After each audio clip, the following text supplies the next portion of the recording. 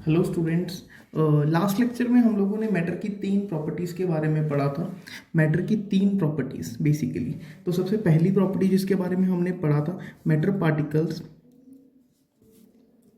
सबसे जो पहली वाली प्रॉपर्टी है वो क्या थी? जो मैटर के पार्टिकल्स हैं basically they are continuously moving.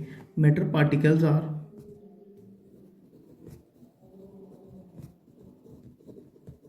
Continuously moving. ये पहली प्रॉपर्टी थी। इसकी मैंने आपको एक एग्जांपल भी दी थी। एग्जांपल देके आपको ये प्रॉपर्टी क्लियर कर दी थी। अभी जो सेकंड प्रॉपर्टी है, let us talk about that property.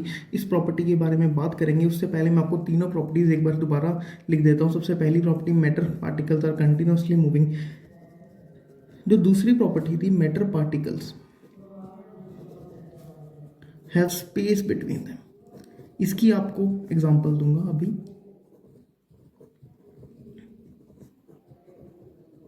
Matter particles have space between them. और जो तीसरी property we talked about was matter particles attract each other. Matter particles attract each other. पहली property के बारे में हम बात कर चुके हैं। हमने पहली प्रॉपर्टी के बारे में बात करी कि matter particles they are continuously moving. Continuously moving में सबसे ज़्यादा जो कंटिन्यूसली मूव करते थे वो सबसे ज़्यादा गैस में थी, उससे कम लिक्विड में, और तीसरे में थी सॉलिड्स में। अभी बात करते हैं particles of the matter have space between them. Space की बात करते हैं। Yes, particles of the matter have space between them. अच्छा, अभी आप सोच रहे होगे सर स्पेस स्पेस किस तरीके से? अभी आपको एक एग्जांपल देता हूँ। एक एक्टिविटी से आपको ये प्रॉपर्टी अच्छे से समझ में आ जाएगी। So let's study about this property. Particles, matter particles have space between them. Have space between. इस टॉपिक को, ये matter particles have space between them, इसको स्टडी करने के लिए एक एक्टिविटी का फॉलो करते हैं। एक एक्टिविटी में क्या करना है, आप घर पे भी ये एक्टिविटी कर सकते हो। आपने करना क्या, जस्ट एक ग्लास लेना है, एक बीकर लेना है। ग्लास अगर ट्रांसपेरेंट हो तो ज़्यादा अच्छा है। उसमें आपने वाटर फिल कर लेना।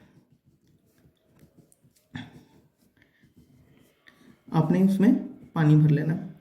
पानी भर के अगर आपका ग्लास का है, ग्लास आपका बेसिकली कांच का ग्लास है, ठीक है जी, या फिर ग्लास का आपका जो जार है, ग्लास का आपका जो बीकर है, उस पर आपने बाहर एक मार्कर से मार्क लगा लेना है। एक मार्क कर देना है आपने कि जितने लेवल तक आपने उस पानी को भर के रखा है। हमने यहाँ पे एक मार्क लगा दिया, एक मार्क लगा दिया। फिर हमने क्या करना है, इसमें चीनी या फिर शुगर या फिर हमने सॉल्ट को ऐड करना है। चीनी या फिर नमक को हम लोगों ने इसमें ऐड करना है। आप कुछ भी ऐड कर सकते हो, 2 चम्मच, 3 चम्मच, 4 चम्मच चीनी या फिर 2 चम्मच आप नमक के इसमें ऐड कर सकते हो। आपने इसमें जब सॉल्ट या फिर शुगर ऐड कर दिया, ऐड करने के बाद अच्छे से उसको स्टर करना है। अच्छे से उसको स्टर करके घुमा के तब तक जब तक ये पूरा इसमें घुल ना जाए तब तक अच्छे से आपने स्टर करते रहना है।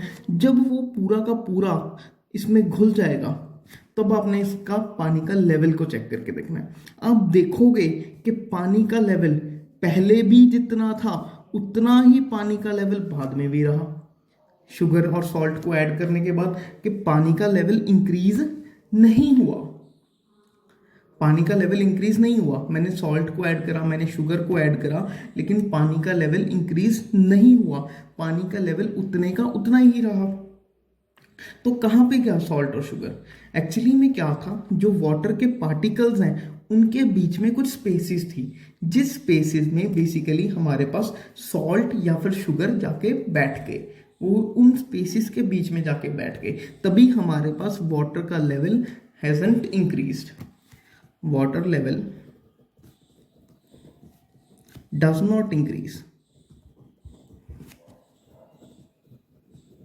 ऑन एडिंग सॉल्ट या फिर शुगर। हमने शुगर या फिर सॉल्ट को ऐड करने के बाद अगर चेक करा तो वाटर का लेवल इंक्रीज नहीं करता। बात करते हैं सॉलिड, लिक्विड या फिर गैस में।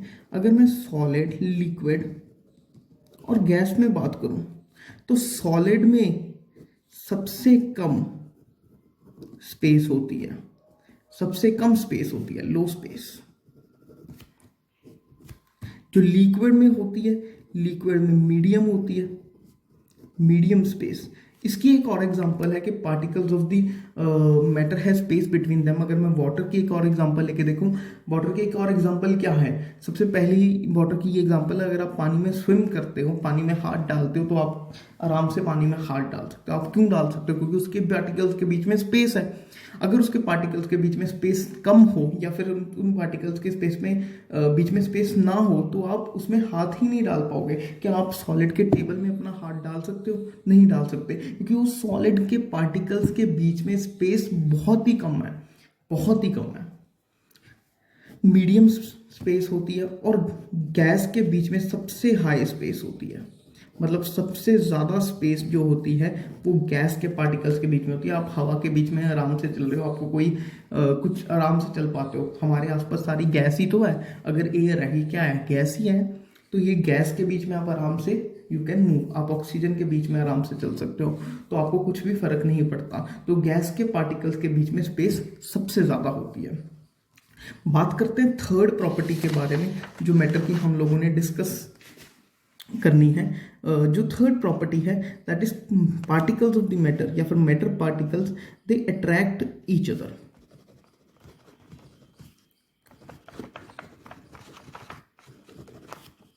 Attract each other.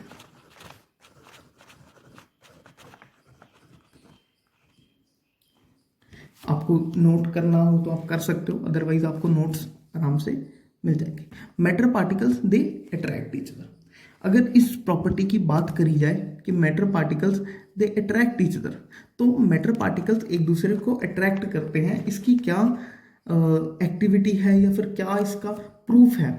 एक काम करते हैं, एक टैप, आप एक टैप ले लीजिए या फिर एक टैप आपके घर पे होएगी, तो उसका यूज़ करके हम लोग इस प्रॉपर्टी का इस्तेमाल कर सकते हैं। तो यहाँ पे हमने एक टैप ले ली,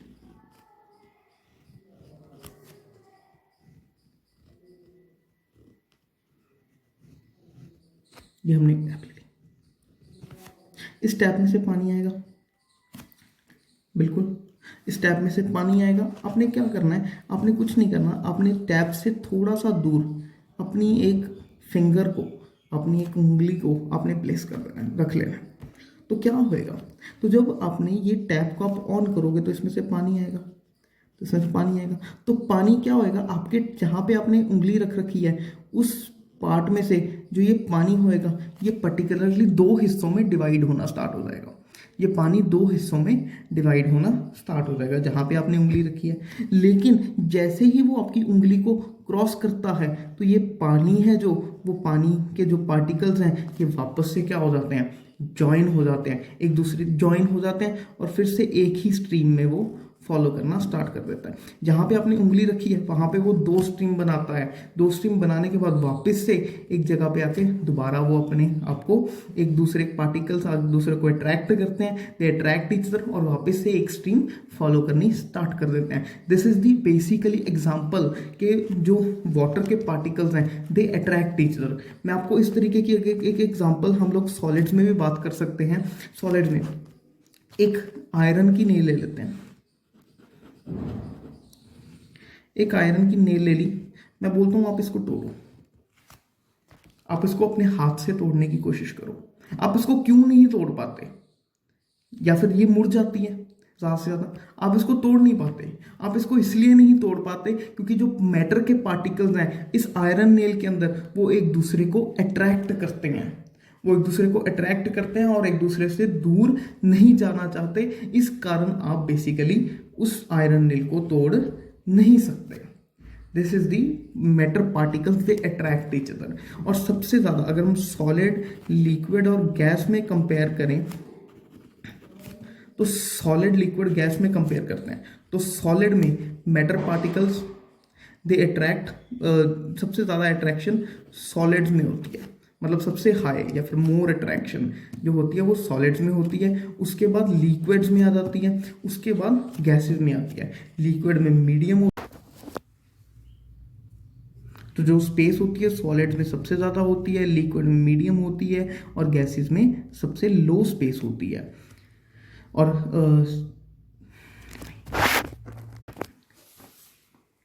तो मैटर के पार्टिकल्स में हमने ये 3 प्रॉपर्टीज डिस्कस कर ली हैं। Matter particles are continuously moving, matter particles have space between them, matter particles they attract each other. और तीनों की मैंने आपको एक एक एग्जांपल देके, एक एक एक्टिविटी देके मैंने आपको तीनों ही प्रॉपर्टीज अच्छे से बता दी हैं।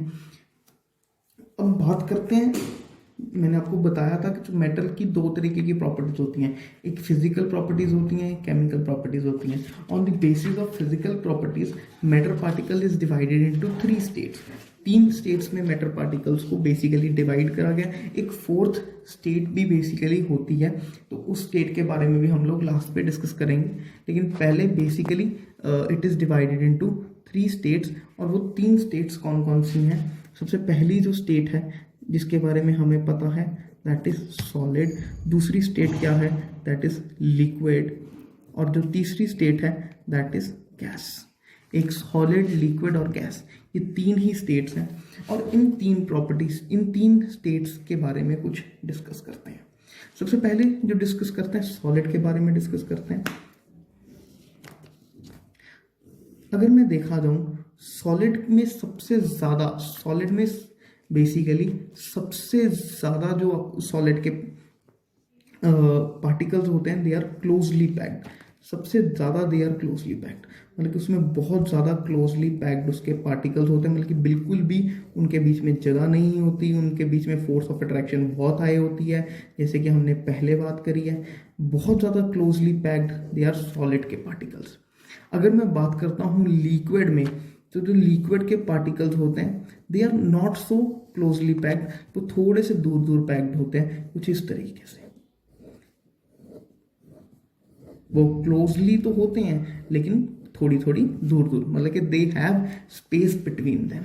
अगर मैं गैस के पार्टिकल्स की बात करता हूं तो गैस के पार्टिकल्स में स्पेस बहुत ही ज़्यादा होती है और बहुत सबसे ज़्यादा लूजली जो पैक्ड होते हैं वो गैस के पार्टिकल्स होते हैं, जैसे कि बहुत दूर दूर पार्टिकल्स, कुछ इस तरीके से। सबसे दूर दूर पार्टिकल्स जो पैक्ड होते हैं वो गैसेस के पार्टिकल्स होते हैं।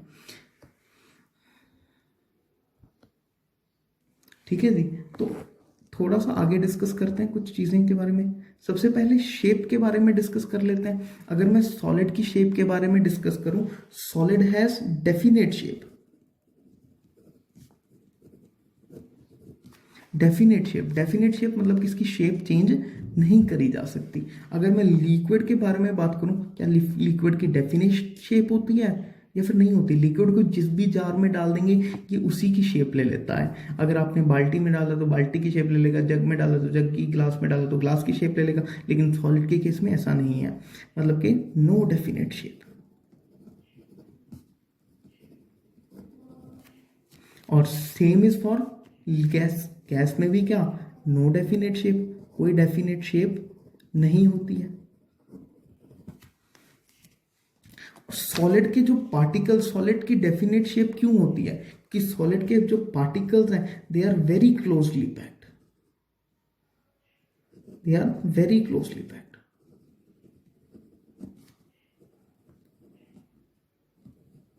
बट जो लिक्विड के पार्टिकल्स होते हैं they are closely packed but not that as solid. इसको इसमें हम लोग इस कारण इसमें क्लोजली पैक्ड लिखते हैं। और जो गैस के पार्टिकल्स होते हैं दे आर लूजली पैक्ड, वो तो लूजली पैक्ड है, क्लोजली पैक्ड नहीं है, वो लूजली पैक्ड है। बात करते हैं फ्लूइडिटी की, कि कौन फ्लो कर सकता है। अगर मैं सॉलिड की बात करूंगा, can not flow, solid flow नहीं कर सकता। मैं लिक्विड की बात करूंगा, it can flow, liquid flow कर सकता है, फ्लो तो करता ही है ना। Even gases can also flow, gases also flow. अगर ये अपनी एयर मूव करती है तो वो फ्लो ही कर रही है, it means it can flow. Gases भी फ्लो कर सकती हैं, ठीक है जी। पार्टिकल्स के बीच में अट्रैक्शन मैक्सिमम किस में होगी, सॉलिड्स में होगी। तो हम लोग क्या लिखेंगे, मैक्सिमम फोर्स ऑफ अट्रैक्शन।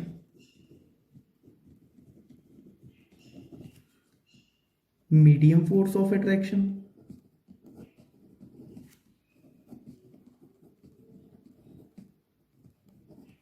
और least force of attraction.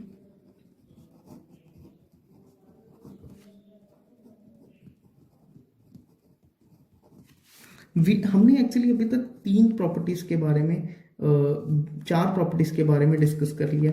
Definite shape होती है, इसमें कोई डेफिनेट शेप नहीं होती, इसमें भी कोई डेफिनेट शेप नहीं होती। वेरी क्लोजली पैक्ड होते हैं पार्टिकल्स, क्लोजली पैक्ड होते हैं, इसमें सिर्फ लूजली पैक्ड होते हैं। हमने एक बात करी, they can not flow solid के पार्टिकल्स, लेकिन लिक्विड के पार्टिकल्स दे कैन फ्लो। और गैस के particles can also flow. Maximum force of attraction होती है सॉलिड्स में, मीडियम फोर्स ऑफ अट्रैक्शन होती है लिक्विड्स में, और लीस्ट फोर्स ऑफ अट्रैक्शन होती है गैसेस में। उसके अलावा भी हम लोग कुछ प्रॉपर्टीज के बारे में बात कर रहे हैं। तो let's start with another property.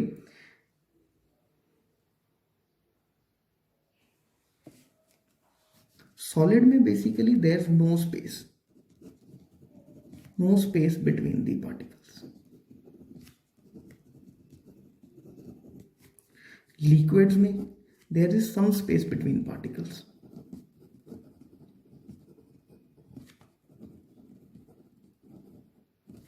और गैसेस में there is maximum space between the particles. कर लेते हैं। अगली 2 प्रॉपर्टीज हैं। एक जो 6th इसकी प्रॉपर्टी है, they are non compressible.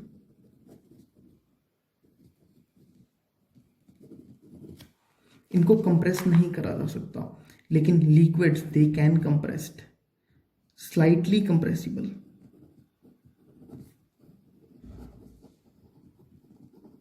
Compressible का मतलब क्या है, इनको कंप्रेस क्यों करा जा सकता है? सॉलिड में तो स्पेस ही है नहीं है ना बिटवीन द पार्टिकल्स, तो इसको तो कंप्रेस करा ही नहीं जा सकता लिक्विड में। लेकिन लिक्विड में कुछ स्पेस है बिटवीन द पार्टिकल्स, तो इनको कंप्रेस करा जा सकता है कि पार्टिकल्स पास पास में आ जाएंगे और ये कंप्रेस हो जाएगा, कम space घेरेगा।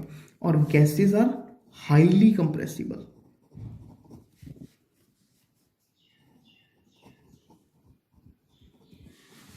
They are highly compressible.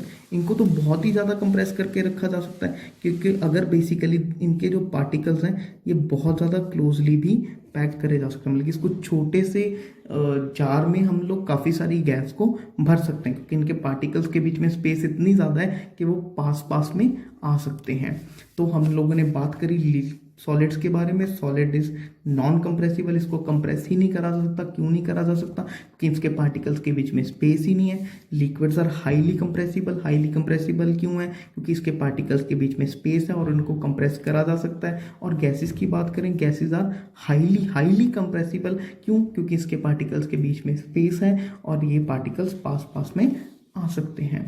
तो एक जो last property, it has fixed volume. Fixed volume क्यों? इसकी शेप भी फिक्स्ड है और वॉल्यूम भी फिक्स्ड है, मतलब इसका वॉल्यूम चेंज नहीं करा जा सकता। लेकिन वेरिएबल वॉल्यूम या फिर नॉन फिक्स्ड वॉल्यूम,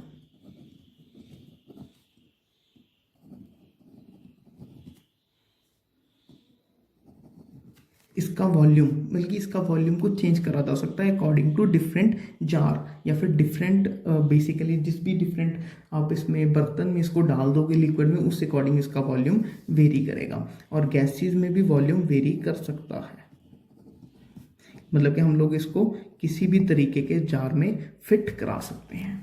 तो ये कुछ प्रॉपर्टीज थी सॉलिड की, लिक्विड की और गैसेस की, जिसके बारे में हमने पढ़ा। इसको नोट करने की ज़रूरत नहीं है, आपको नोट्स अवेलेबल हो जाएंगे। Thank you.